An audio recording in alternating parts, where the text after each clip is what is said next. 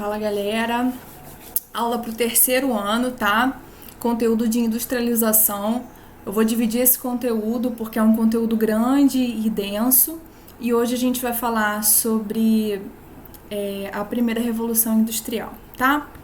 Bom, a industrialização, ela é fundamental para as sociedades. A gente não consegue pensar na sociedade moderna sem a indústria, tá?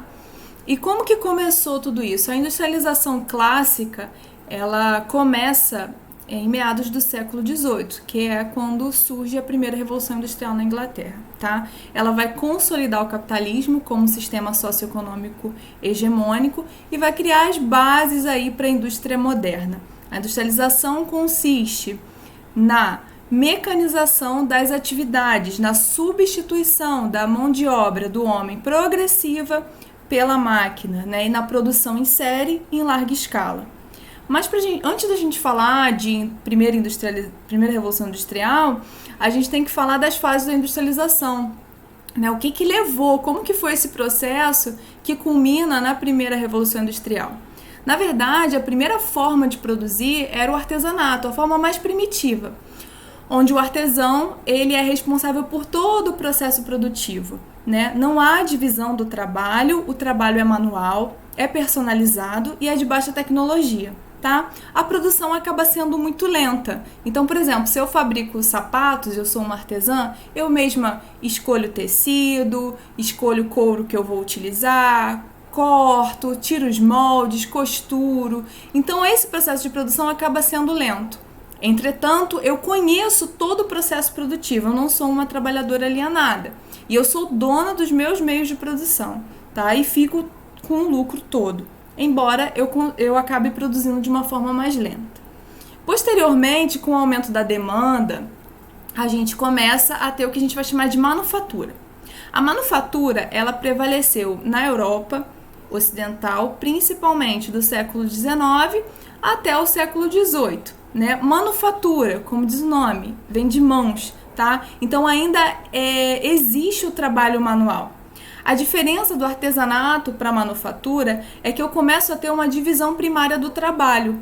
Então, por exemplo, eu chamo mais dois amigos, exemplo, e um fica responsável em comprar as matérias-primas do sapato, o tecido, escolher o couro, a linha. O outro vai ficar responsável por cortar os moldes. E eu supervisiono, embalo, costuro. Então a gente começa a ter uma divisão do trabalho mais primária, tá? E a gente também começa a ter uma utilização de maquinários mais simples, movidos à força humana, tá?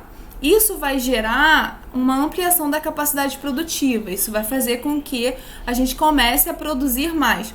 Na Inglaterra, a manufatura começou a se desenvolver muito, principalmente na indústria têxtil, através da máquina de tear, tá? A gente vai falar sobre isso com mais calma mais à frente. E a última fase, que é a fase que nós vamos começar a falar, é a indústria, que vai surgir a partir da primeira revolução industrial, com aí o emprego de máquinas movidas não à força humana, mas movidas a fontes de energia, principalmente de calor e elétrica também, depois, né? Há uma ampla divisão e especialização do trabalho, né? O trabalhador, ele é especializado na sua função, ele só faz aquela função. A gente começa a pensar em trabalho alienado nesse momento. E o artesão, ele vai se tornar um assalariado. Ele não vai ser mais dono de todo o processo produtivo e ele vai se sujeitar a ser um assalariado. Ele não vai ficar mais com todos os lucros da sua produção, tá? E a gente vai ter, graças ao maquinário e a essa divisão do trabalho, uma produção em larga escala, em grande quantidade, podendo aí atender uma demanda muito maior até mundial. Bom, o que acontece na Inglaterra? A Inglaterra já tinha uma tradição em produção, vem desenvolvendo essa tradição em produção de tecidos, e os comerciantes, né, a burguesia, sentiam a necessidade de ampliar cada vez mais essa produção têxtil. E aí começaram a contratar os artesãos e a estabelecer essas manufaturas, beleza? Esse trabalhador, esse artesão, passa a ser um assalariado, né? E essas manufaturas de lã, de tecidos de lã, começaram a se tornar uma atividade lucrativa e começaram a se expandir na Inglaterra, tá? Para que isso se expandisse mais ainda, a Inglaterra aprovou, o parlamento inglês autorizou o que a gente vai chamar de cercamento dos campos, para garantir o fornecimento de matéria-prima e de lã. Vamos lá. Basicamente, existe uma relação entre o cercamento dos campos, a lei de cercamento dos campos, e a Revolução Industrial. A Inglaterra, nesse período, meados do século XVIII, vivia num sistema onde a maior parte das terras eram terras comunais. Isto é, essas terras pertenciam aos nobres, mas eram cultivadas e usufruídas pelos camponeses. Os camponeses que trabalhavam sobre essa terra e tiravam o seu sustento, né? A lei de cercamento de campos, ela autorizou que esses proprietários rurais, esses nobres, cercassem essas terras que eram de uso comum, né? E aí esses camponeses, por sua vez, não tendo mais terra, se você tira de um agricultor, de um camponês, a terra, você tira dele o seu meio de sobrevivência. Ele não consegue mais sobreviver, porque é dali que ele tira o seu sustento. Então essa grande massa de trabalhadores fez esse movimento migratório, esse êxodo rural, do campo para a cidade, né? No caso, a gente está falando aí de cidade entre aspas. Por quê? Por que eu estou falando entre aspas? Porque as cidades nascem plasmadas nas indústrias, quando a gente fala de primeira revolução industrial, tá? Então, os locais na Inglaterra onde tinham os grandes núcleos industriais eram principalmente as cidades de Liverpool, Manchester. E aí, o que começa a acontecer? O processo de êxodo rural, industrialização e urbanização começa a acontecer de uma maneira simultânea e plasmada, unida, né? Os processos socioespaciais, eles acontecem assim.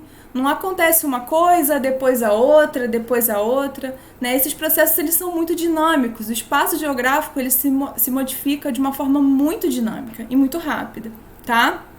Bom, então, ao mesmo tempo que eu tenho, né, esses trabalhadores fazendo esse movimento migratório, esse êxodo rural, essa migração campo-cidade, né, eles chegam nas áreas industriais e aí eles vão começar a estabelecer as suas residências ao redor dessas fábricas. E aí começa a nascer a indústria junto das áreas urbanas ao seu redor, tá? Bom, a primeira revolução industrial, ela vai se iniciar na segunda metade do século XVIII, no Reino Unido. No século XIX, ela vai, aos poucos, espraiando para outras áreas da Europa, Alemanha, Holanda, França, Bélgica, depois na América, nos Estados Unidos. E ao final do século XIX, vai atingir a Rússia, o Japão, a Austrália, a Nova Zelândia, tá? Bom, mas quais são os fatores que fazem com que a primeira revolução industrial tenha acontecido na Inglaterra e não em outro lugar do mundo? Existem alguns fatores que são fundamentais, e eu dividi aí basicamente 3 classes de fatores: fatores econômicos, logísticos e políticos. Os fatores econômicos eram porque a Inglaterra, ela era a maior potência mercantil do mundo. Ela já exportava produtos têxteis e bens manufaturados. Além disso, a Inglaterra era uma nação rica. Ela detinha grandes capitais acumulados, tá? Graças ao metalismo, graças à exploração das colônias, né, principalmente América e África, e ao tráfico de pessoas, né, a própria escravidão, que era uma atividade rentável e lucrativa. Então, toda essa riqueza foi conquistada dessa forma, tá? Os fatores logísticos que facilitaram o desenvolvimento da primeira revolução industrial na Inglaterra eram a presença das ferrovias e hidrovias e as jazidas carboníferas. A gente sabe que é fundamental que, quando você produz alguma coisa, que esse produto consiga sair da fábrica e chegar ao consumidor. Ele vai chegar através da logística, através dos meios de transporte, tá? E as ferrovias e hidrovias eram fundamentais. Bom, as jazidas carboníferas era porque a Inglaterra já possuía no seu subsolo um combustível fóssil denominado carvão mineral, tá? E foi esse carvão mineral a matéria-prima utilizada na chamada máquina a vapor, a primeira grande máquina e invenção que permitiu aí a primeira revolução industrial. Os fatores políticos eram porque o Estado já era controlado pela burguesia, por esses comerciantes. Bom, e aí todo o parlamento acabava atingindo ou direcionando os seus interesses para essa burguesia, tá? Não é à toa que a própria lei de cercamento dos campos foi autorizada. Bom, é importante a gente ressaltar como eram as condições de trabalho nesse período, tá? As jornadas de trabalho numa fábrica na Inglaterra, na primeira Revolução Industrial, eram péssimas, tá? Condições de trabalho péssimas, jornadas de trabalho de 10 a 18 horas por dia, tá? Regras extremamente rígidas, não podia falar, olhar para as janelas. O homem como engrenagem da máquina. O tempo do trabalho não é mais o seu tempo, como era o artesão, né? O artesão, ele fazia o produto no seu tempo. Ali não, ali na primeira Revolução Industrial, você tem que trabalhar no ritmo do burguês, da máquina, no ritmo de produção que é escolhido, tá? É como se você fosse uma engrenagem mesmo da máquina. Bom, os camponeses que chegavam às cidades, eles encontravam muita dificuldade para se acomodar mesmo. E aí acabavam morando em cortiços, mais de 2, 3 famílias, muita gente morando junto, amontoada, ambientes insalubres. E aí começa a ocorrer também as favelas, enfim. Como o salário ele era muito baixo, né? O que acontecia? Todo mundo tinha que trabalhar. Então, homens, mulheres, crianças, idosos. A gente, nesse momento, não tem nenhum tipo de seguridade, tá? Aí tem 2 fotos de crianças trabalhando nesse período da primeira Revolução Industrial, tá? Vocês veem que na foto de cima, que tá aqui, as crianças têm que subir num tabladinho para conseguir mexer nas máquinas. Bom, além de terem condições insalubres, as fábricas eram sujas e mal ventiladas, tá? Isso fazia com que os trabalhadores ficassem doentes, tornassem inválidos. E, bom, se tivesse algum acidente de trabalho, esse trabalhador não teria nenhuma seguridade social, aposentadoria, nada disso. Sem contar a exploração mesmo do trabalho, né? Como eles não podiam ter relógios, os patrões enganavam esses trabalhadores, fazendo com que eles trabalhassem mais horas do que o combinado, né? Então, as condições de trabalho eram bem complicadas nesse momento. Mas isso tudo, a primeira Revolução Industrial, ela vai gerar grandes alterações no contexto social e econômico, tá? A gente vai ter o aumento das profissões, o aumento das mercadorias, o aumento da quantidade de fábricas. As cidades vão começar a crescer num ritmo acelerado aí, primeiramente em volta, né, das fábricas. O campo vai sofrer um processo de mecanização, tá? As ferrovias vão começar a crescer, a malha ferroviária vai ser aumentada, gerando maior circulação de pessoas, de mercadorias, de transportes, tá? E a necessidade de matérias-primas vai ser sempre muito grande, tá? E essas matérias-primas vão ser conseguidas não só na exploração dos campos na Inglaterra, mas exploração de outros territórios como o continente africano, tá? Bom, com o passar do tempo,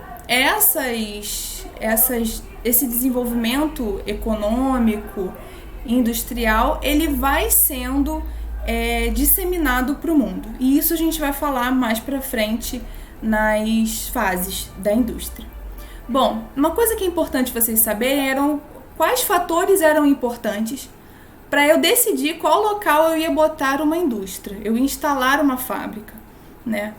Porque isso mudou ao longo do tempo. Lá na primeira Revolução Industrial, os fatores que influenciavam a localização eram a proximidade com a mão de obra, né? E a proximidade com as fontes de energia. Então, as fábricas estavam perto das jazidas carboníferas e da mão de obra. Hoje, para você instalar uma indústria, existem diversos fatores que vão alterar. que vão depender de cada lugar, tá? Eu botei só alguns aí, como por exemplo a proximidade de canais de escoamento, né? Então ferrovias, rodovias, portos, aeroportos, né? Proximidade de mercados consumidores, proximidade de tecnopolos e centros de pesquisa, enfim, e isso tudo pode se alterar quando a gente for falar de guerra fiscal, né? Mas isso é um assunto para uma outra aula. Então hoje, dependendo da indústria, as variáveis elas vão se alterar, tá? Bom, o que eu quero mostrar nesse esqueminha é que o modelo de organização das fábricas na primeira Revolução Industrial era o modelo taylorista. Frederick Taylor, ele tentava controlar o máximo essa produção para gerar maior produção e maior lucro. E como ele fazia isso? O trabalho dentro da fábrica no modelo taylorista existia da seguinte forma. Primeiro, a divisão do trabalho. Então, cada trabalhador é especializado na sua função, faz tarefas extremamente repetitivas e simples, tá? Tempos modernos do Charlie Chaplin, quem não viu vai ver, tá? Embora que no Charlie Chaplin já tenha a esteira rolante fordista, tá? A gente vai falar isso na próxima aula.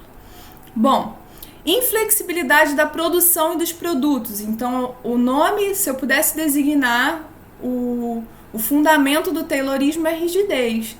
Se produz as mesmas coisas, sem nenhuma flexibilidade, os mesmos tipos de produtos. Há um controle muito grande do tempo.